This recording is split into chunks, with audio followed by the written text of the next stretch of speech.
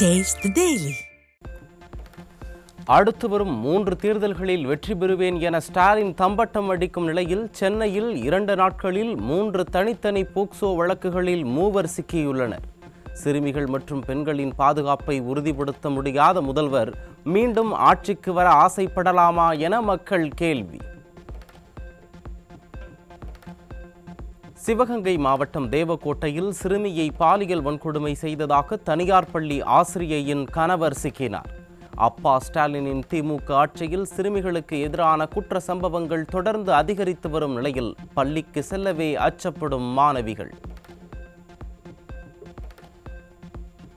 கள்ளக்குறிச்சி மாவட்டம் சின்னசேலம் அருகே சித்தி வீட்டிற்கு வந்த 8 வயது சிறுமிக்கு பாலியல் தொல்லை கொடுத்த இளைஞருக்கு தர்ம அடி. பெண்களுக்கு எதிரான குற்ற சம்பவங்கள் மீது கடுமையான நடவடிக்கை எடுக்காத அப்பா ஸ்டாலினின் மாடல் ஆட்சியில் வெளியில் செல்லவே சிறுமிகள் அச்சப்படும் அவலம். செங்கல்பட்டு மாவட்டம் பொலிச்சலூரில் 17 வயது சிறுமியை பாலியல் வன்கொடுமை செய்ய முயன்ற காமுகன் சிக்கினார். அப்பா என தம்பட்டம் அடித்துக் கொண்டால் போதாது, பெண் குழந்தைகளை பாதுகாப்பை உறுதி செய்ய நடவடிக்கை எடுக்க வேண்டும் என ஸ்டாலினுக்கு மக்கள் அறிவுரை. கள்ளக்குறிச்சி மாவட்டம் திருக்கோவிலூரில் சிறுமியை திருமணம் செய்த இளைஞர் போக்சோவில் சிக்கினார். ஸ்டாலின் அரசு குழந்தை திருமணங்களை தடுக்க தவறியிருப்பதாக மக்கள் விமர்சனம்.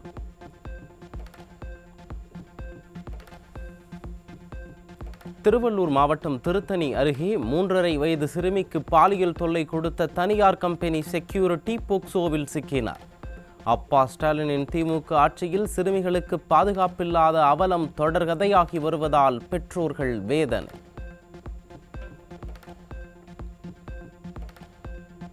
கன்னியாகுமரி மாவட்டம் ஈத்தாமொழியில் இளம் பெண்ணை ஆபாசமாக படம் எடுத்த இளைஞர் சிக்கினார்.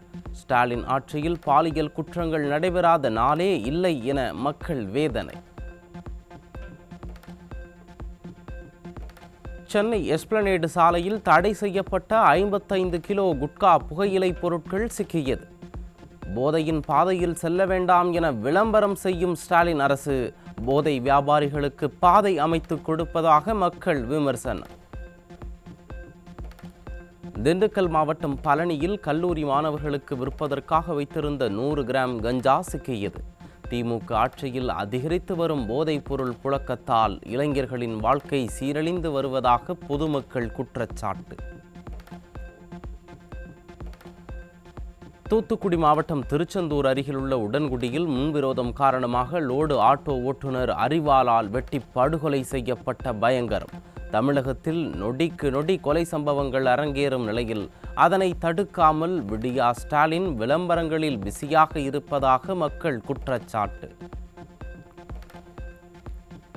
திருவண்ணாமலை மாவட்டம் கலசப்பாக்கம் அருகே விவசாயி மர்மமான முறையில் கழுத்து அறுக்கப்பட்டு சடலமாக மீட்கப்பட்டதால் அதிர்ச்சி. ஸ்டாலின் ஆட்சியில் கொலைகளும் மர்ம மரணங்களும் அதிகரித்து வருவதாக மக்கள் விமர்சனம்.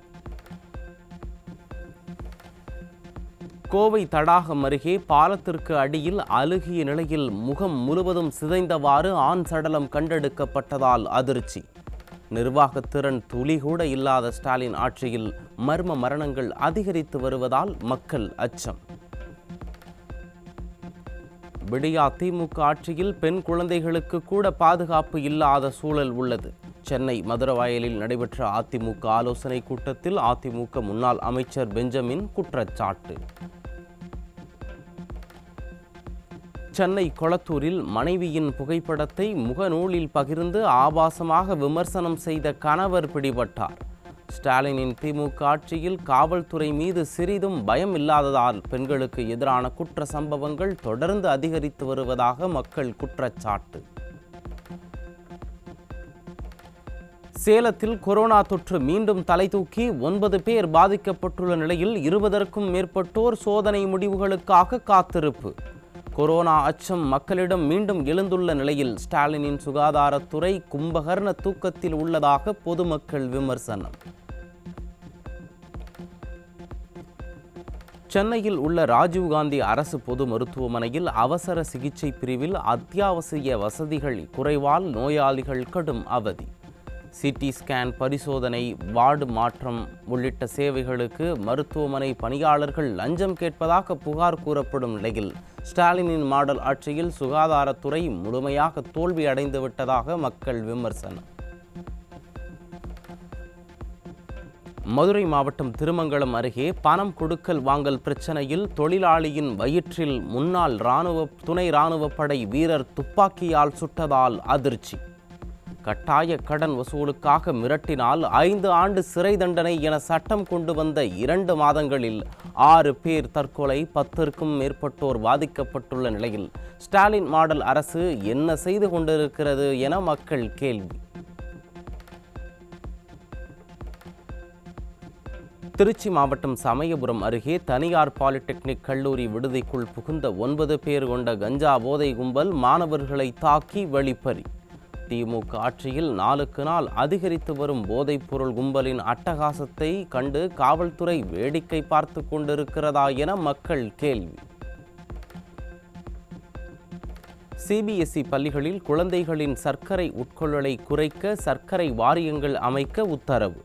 உடல் பருமன், பல் பிரச்சனைகள், வளர்சிதை கோளாறுகளை குறைத்து குழந்தைகளின் ஆரோக்கியத்தை மேம்படுத்த வேண்டும் என வலியுறுத்தல். விழுப்புரம் மாவட்டம் அரகண்டநல்லூர் அருகே டாஸ்மாக் கடையில் ஊழியர்களின் மீது இளைஞர்கள் தாக்குதல் நடத்தும் சிசிடிவி காட்சிகள் வெளியாகி அதிர்ச்சி. பாட்டிலுக்கு 10 ரூபாய் அதிகம் கேட்டதால் ஆத்திரமடைந்த இளைஞர்கள் டாஸ்மாக் ஊழியர்களின் மீது தாக்குதல் நடத்திய அவலம்.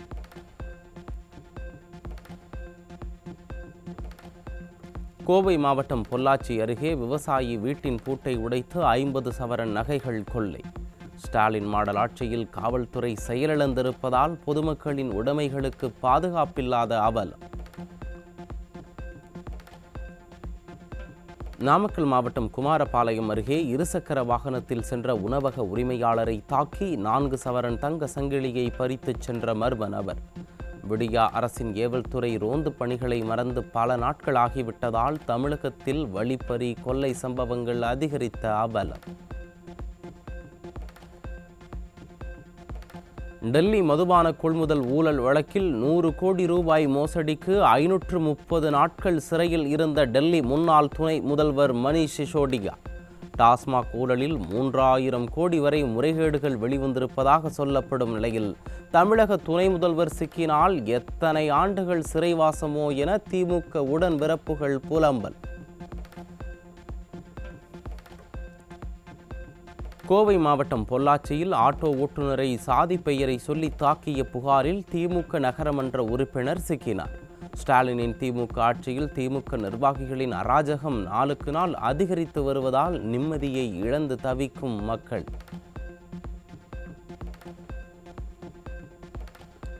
ஆந்திர மாநிலத்திலிருந்து சென்னை எழும்பூர் ரயில் நிலையத்திற்கு உரிய ஆவணம் இன்றி கொண்டுவரப்பட்ட 38 லட்சம் ரூபாய் பணம் சிக்கியது. விளம்பர மாடல் ஸ்டாலின் ஆட்சியில் சட்டவிரோத சம்பவங்கள் சர்வசாதாரணமாக நடைபெறுவதாக மக்கள் குற்றச்சாட்டு. கோவையில் சிறிது நேரம் பெய்த மழைக்கே சாலைகளில் மழைநீர் தேங்கியதால் வாகன ஓட்டிகள் மற்றும் மக்கள் கடும் அவதி.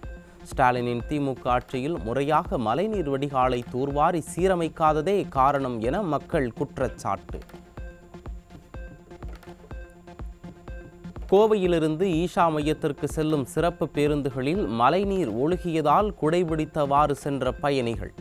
ஓட்டை உடைசல் பேருந்துகளை மாற்றாமல் ஸ்டாலினின் மாடல் அரசு மக்களை அவதிக்குள்ளாக்குவதாக குற்றச்சாட்டு.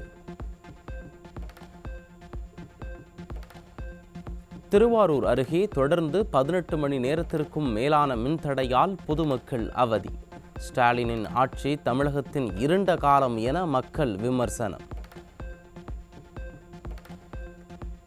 தஞ்சாவூர் மாவட்டம் திருவோணம் அருகே அனுமதியின்றி இயங்கிய பட்டாசு குடோனில் வெடித்து 2 பேர் பலி. ஸ்டாலின் ஆட்சியில் அனுமதியின்றி செயல்படும் பட்டாசு ஆலையை மூட நடவடிக்கை எடுக்காமல் மக்களின் உயிரோடு விளையாடி வருவதாக பொதுமக்கள் குற்றச்சாட்டு.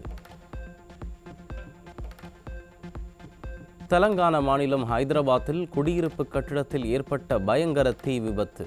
தீ விபத்தில் சிக்கி உயிரிழந்தோரின் எண்ணிக்கை 17ஆக உயர்வு.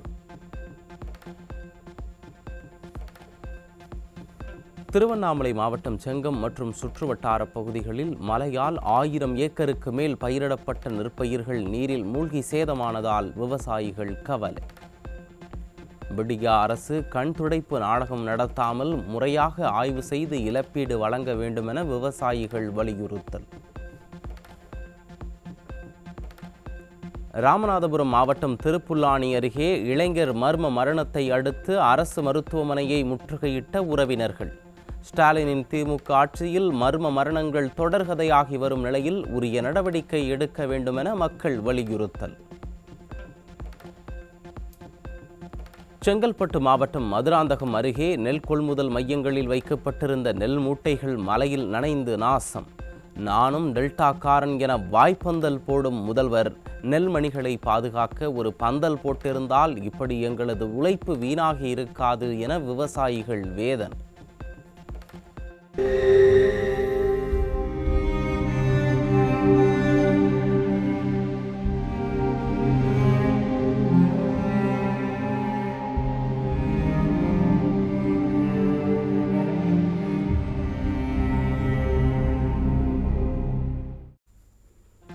அமெரிக்க வாழ் தமிழரிடம் ரியல் எஸ்டேட் தொழிலில் முதலீடு செய்வதாக கூறி 3 கோடி ரூபாய் பெற்று மோசடி செய்த நண்பர் பிடிபட்டார். விடியா ஸ்டாலின் ஆட்சியில் ஏவல் துறை கும்பகர்ண தூக்கத்தில் உள்ளதால் உள்நாடு மட்டுமின்றி வெளிநாட்டு தமிழர்களிடமும் மோசடியில் ஈடுபடுவது அதிகரித்து விட்டதாக மக்கள் விமர்சனம். ராணிப்பேட்டை மாவட்டம் வாலாஜப்பேட்டை அருகே கோயில் திருவிழாவில் சுவாமியை வீட்டு முன்பு நிறுத்தாததால் விழா குழுவினரை ஏர்கன் துப்பாக்கி காட்டி மிரட்டிய இளைஞர். ஸ்டாலினின் திமுக ஆட்சியில் காவல்துறை மீது சிறிதும் பயமில்லாததால் துப்பாக்கி கலாச்சாரம் அதிகரித்து விட்டதாக மக்கள் குற்றச்சாட்டு. கரூர் மாவட்டம் சிந்தலவாடி ஸ்ரீ மகா மாரியம்மன் கோவிலில் சித்திரை திருவிழாவையொட்டி களை கட்டிய தூக்கு தேரோட்ட வழிபாடு. சிறப்பு அலங்காரத்தில் எழுந்தருளி கோயிலை சுற்றி வந்த உற்சவரை பெண்கள் உட்பட ஆயிரக்கணக்கான பக்தர்கள் மனமுருக வழிபாடு. மதுரை மாநகராட்சி பகுதியில் பாதாள சாக்கடை அடைப்பை பணியாளர் ஒருவர் குழிக்குள் இறங்கி அகற்றும் அவலம். நிர்வாகத்திறனற்ற ஸ்டாலினின் திமுக ஆட்சியில் பாதாள சாக்கடை கழிவுகளை மனிதர்களே அகற்றுவது தொடர்கதையாகி வருவதாக மக்கள் குற்றச்சாட்டு. பழைய 20 ரூபாய் நோட்டில் உள்ள முன்னாள் கவர்னர் கையெழுத்து மாற்றப்பட்டு புதிய 20 ரூபாய் நோட்டுகள் விரைவில் வெளியிடப்படும். சமீபத்தில் புதிய கவர்னராக சஞ்சய் மல்ஹோத்ரா நியமிக்கப்பட்ட நிலையில் ரிசர்வ் வங்கி அறிவிப்பு.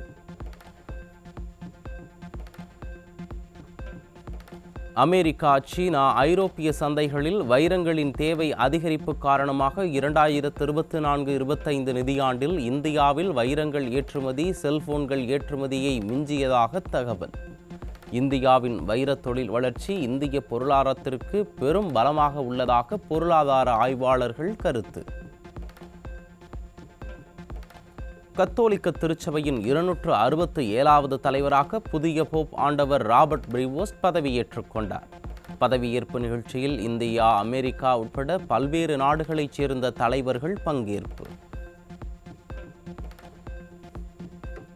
காசாவில் இஸ்ரேல் நடத்திய வான்வழி தாக்குதலில் குழந்தைகள் உட்பட 103 பேர் கொல்லப்பட்டதாக தகவல். இஸ்ரேல் புதிய தரைவழி தாக்குதல்களை தொடங்கியிருப்பதால் உயிரிழப்பு அதிகரிக்கும் அச்சம்.